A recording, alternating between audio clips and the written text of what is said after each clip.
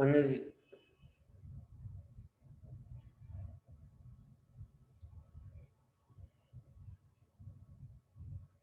buenos días de aquí.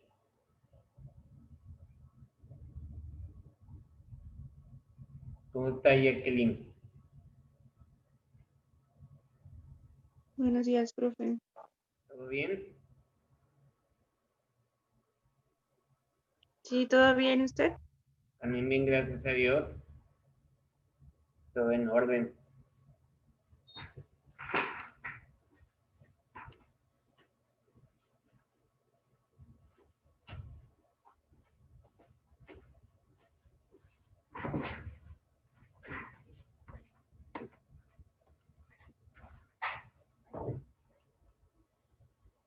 Vamos a seguir.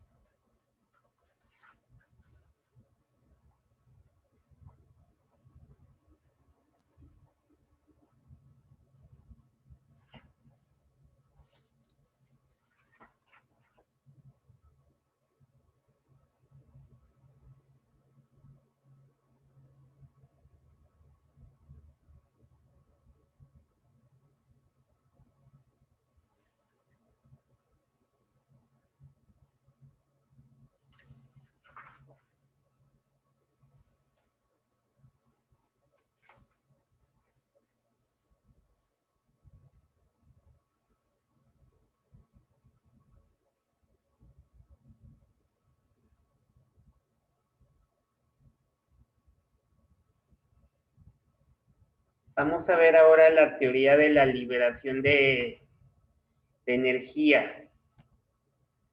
La teoría de la liberación de energía está considerada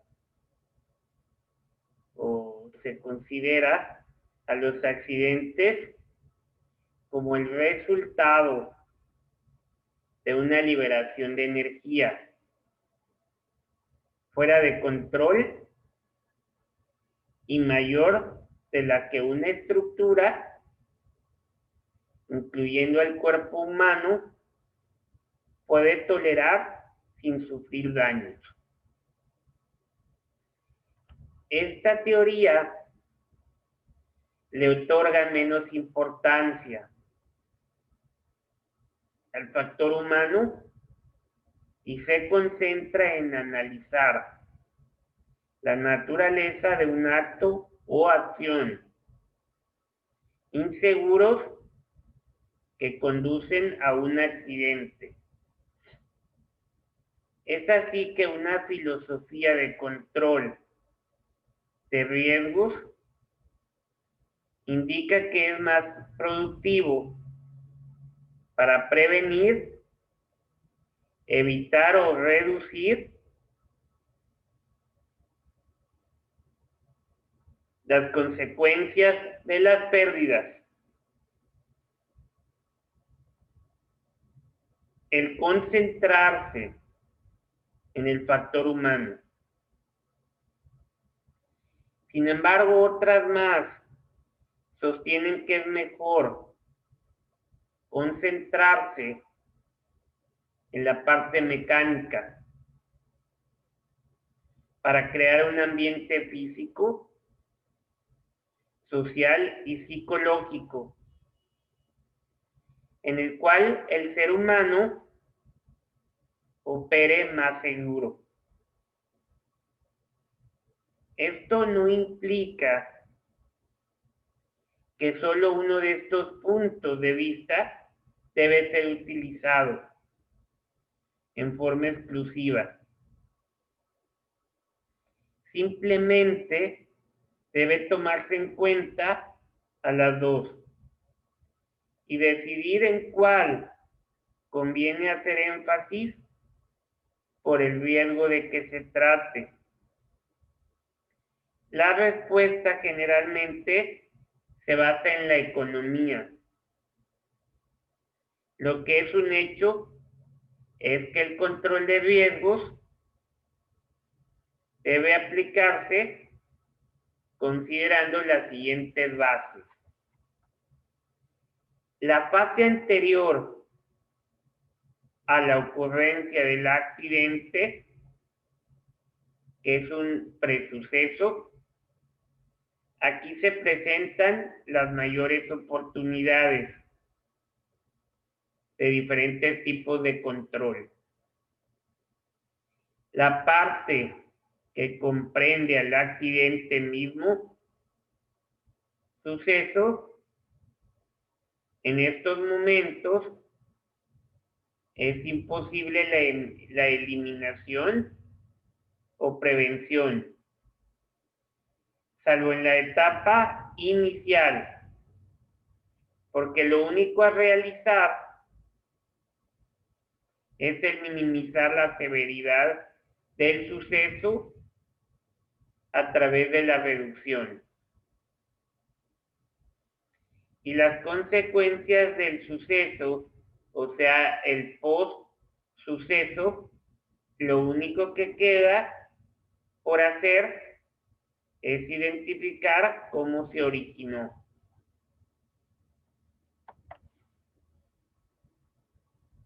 ¿Cuáles fueron los factores que influyeron? Los que de alguna forma intervinieron o dejaron de intervenir para que ocurriera dicha contingencia.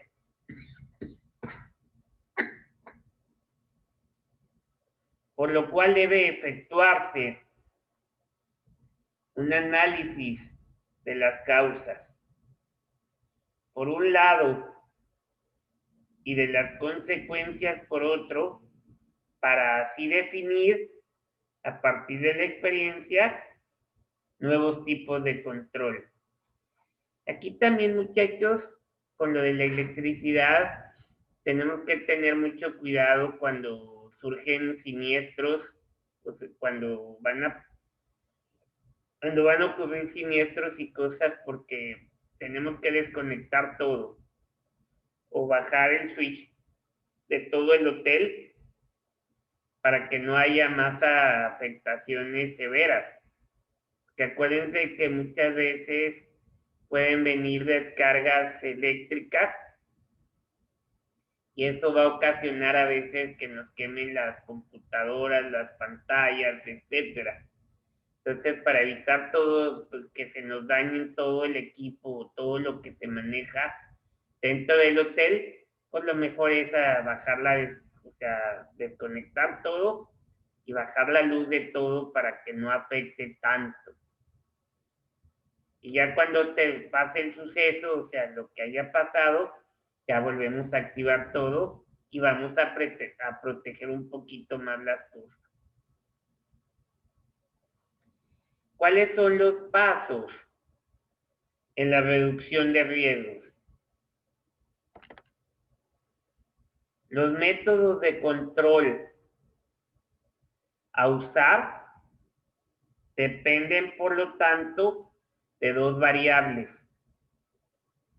que indirectamente determinan este proceso.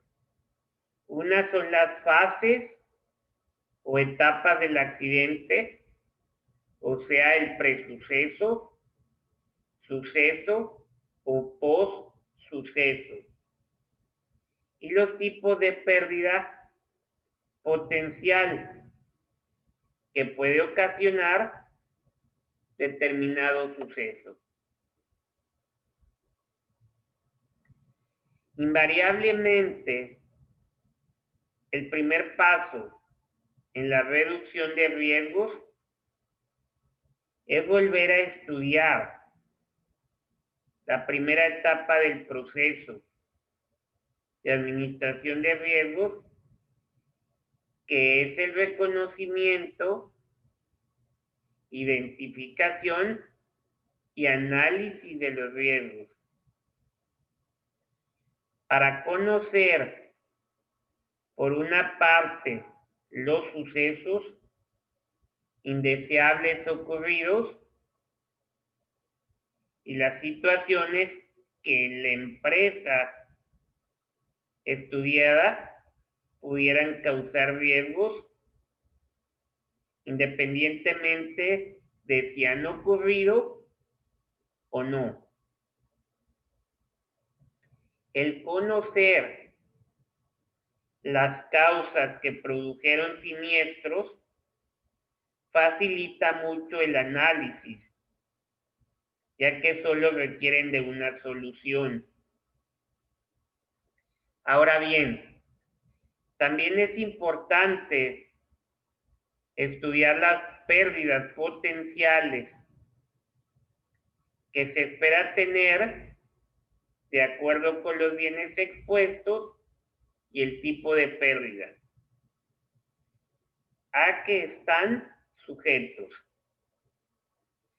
Es lógico suponer que las pérdidas más altas deberán haber sido retenidas o transferidas, pero esto no significa que la empresa no deba prevenir los sucesos indeseables. Al contrario, de preferencia, todos los riesgos, desde los catastróficos hasta los medianos, deberán ser reducidos, ya que siempre habrá gastos extraordinarios que tenga que cubrir la empresa, los cuales se reducirán si la organización controla estos riesgos. Los diagramas de flujo recopilados durante la identificación y análisis de riesgos son también muy importantes a considerar por dos factores. Permiten conocer qué partes de la organización se verán más afectadas en caso de suceder un percance en alguna área de esta cadena.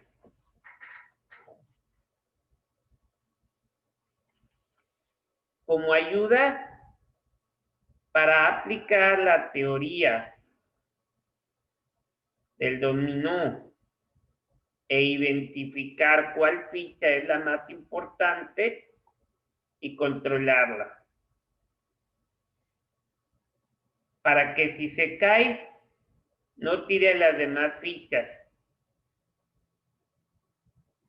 El segundo paso es la selección del tratamiento más adecuado de acuerdo con el riesgo. El administrador de riesgos propone los métodos, pero la decisión de adoptar un sistema en particular queda muchas veces a cargo del ejecutivo, responsable de los aspectos de operación en esta área, ya que este administrador conoce mejor la problemática de su división y es el que a fin de cuentas vigilará que se cumpla con el método escogido. Otras veces el personal de seguridad industrial es el que decide si se adopta un sistema o no, siempre y cuando beneficie al personal de la empresa. Al administrador de riesgos solo le corresponde implementar y decidir los controles que afecten exclusivamente a la propiedad y activos de la empresa. Claro que con la autorización de su jefe inmediato.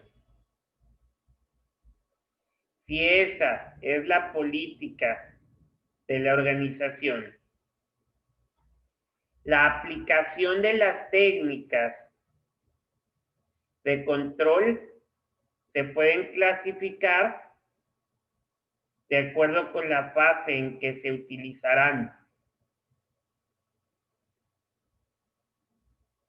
ya sea antes o después de la ocurrencia que produce una pérdida. Durante el presiniestro, o sea, antes de la ocurrencia del suceso, las pérdidas que comprenden daño directo y consecuencial se pueden controlar por medio de inspecciones físicas a la propiedad para detectar errores o fallas. Construcción de nuevas instalaciones.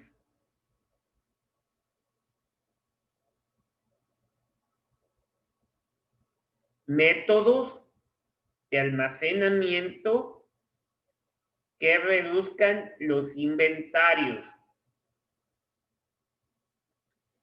Evitar asumir riesgos adicionales que no les corresponde, como es el tener propiedades de otros bajo custodia. También estudios y ejecución de medidas de control de compras, evitando tener un solo proveedor,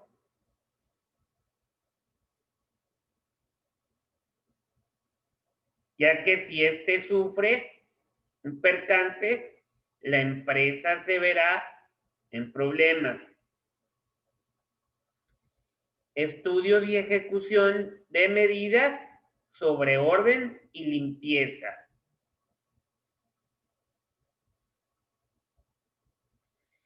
Otro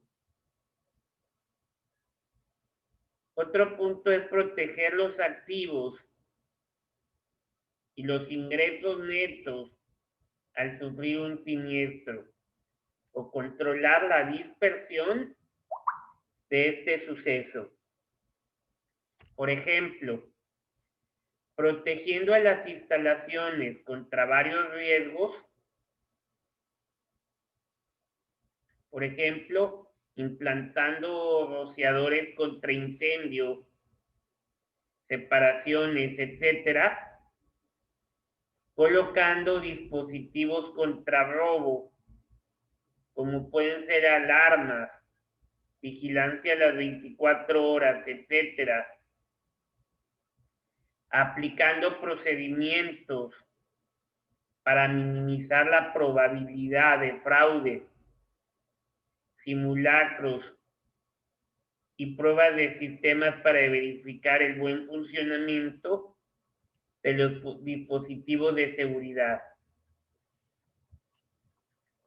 También checar el mantenimiento, tanto preventivo como correctivo de la maquinaria, equipo y otros bienes. Y definiendo reglas y normas sobre seguridad, dándolas a conocer por medio de películas, oficios, pláticas, cartones o fotografías. También hay que planear una respuesta rápida y positiva para minimizar los efectos destructivos de una contingencia o para continuar con la operación y o servicio del hotel a pesar del accidente. Entre otras medidas, se tiene que desarrollar planes de emergencia. Para los siniestros que causan mayores daños. Un ejemplo es el de los boletines que informan al huésped qué hacer en caso de incendio. Establecer con regularidad reuniones para comunicar al personal en qué consisten esos planes.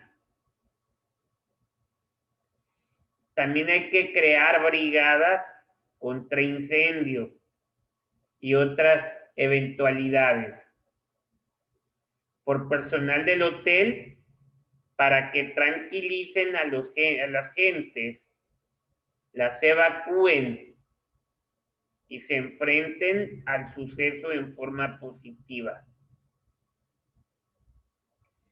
Durante y después del suceso indeseable, siniestro o post-siniestro, en esta fase todavía es posible minimizar la extensión de las pérdidas resultantes. Al ayudar para que se apliquen los planes de emergencia y así evitar que sufran cada vez más pérdidas, evitando que se extienda o aumente el suceso. También al recuperar los bienes que aún pueden perder o pueden ser salvados. Al hacerse los trámites necesarios para reducir al mínimo el costo de la reclamación. Y al analizar el suceso y definir sus causas para así disminuir la probabilidad de que vuelva a ocurrir. En esta fase se sugiere la utilización de la teoría del dominó,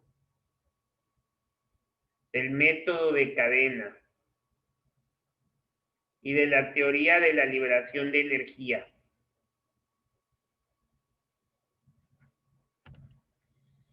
Respecto a las pérdidas por responsabilidad civil y daños en los recursos humanos, es algo diferente que las pérdidas por daños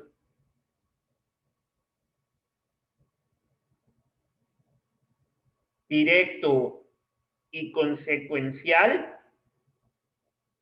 en cuanto a la responsabilidad civil por daños a terceros en sus personas pueden ser reducidos, considerando los principios de control antes descritos y los que atañen a los daños de los recursos humanos. Y este tipo de responsabilidad también puede ser transferido. Aquí los hoteleros, de acuerdo con la ley, al lado de la obligación de seguridad, en cuanto a la persona de los huéspedes, tienen otra responsabilidad, como la es la de custodiar los objetos introducidos en el establecimiento. Obligación que se adquiere desde que se introduce el equipaje o bienes del huésped en el hotel con el consentimiento del hotelero o sus empleados autorizados. Pero en la salvedad de que la responsabilidad del hotelero es muy limitada, cuando se trata de dinero, de valores o de objetos de alto precio que se introduzcan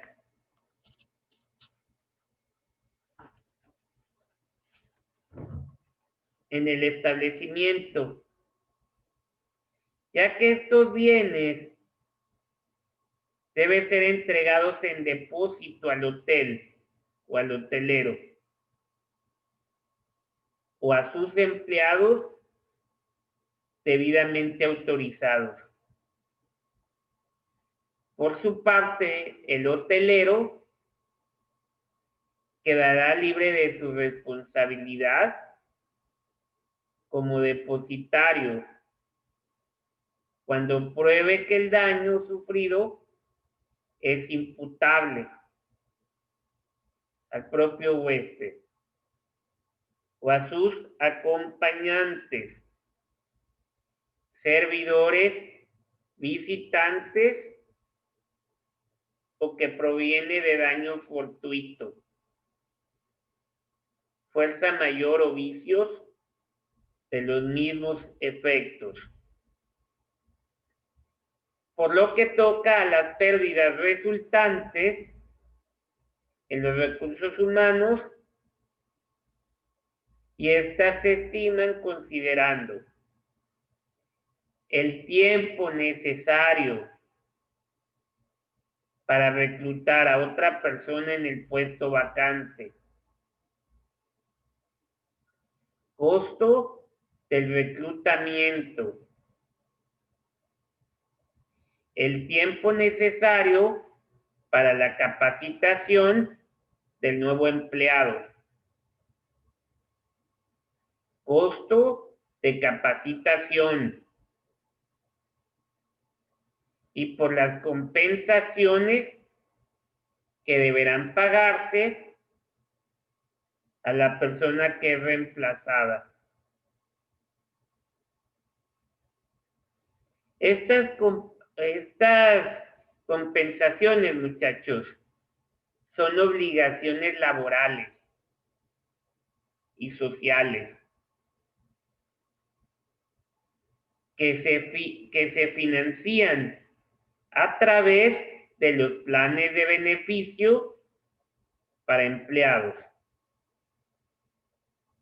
Ellos se componen generalmente por beneficios que son obligados por la ley o por contrato.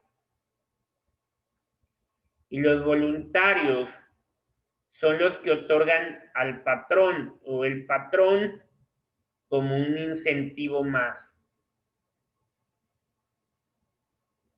Un plan de beneficios incluye, por ejemplo, fallecimiento, invalidez o incapacidad,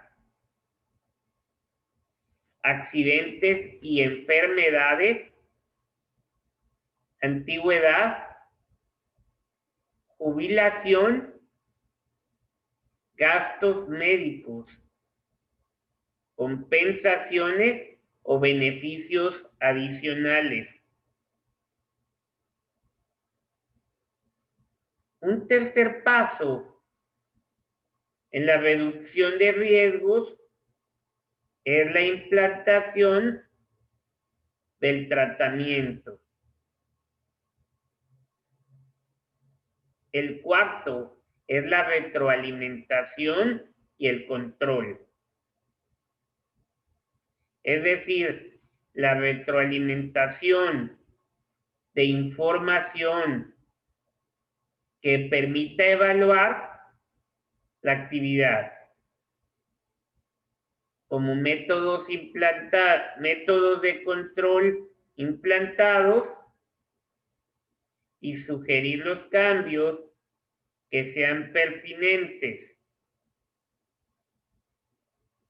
El control, más que nada, es una función de vigilancia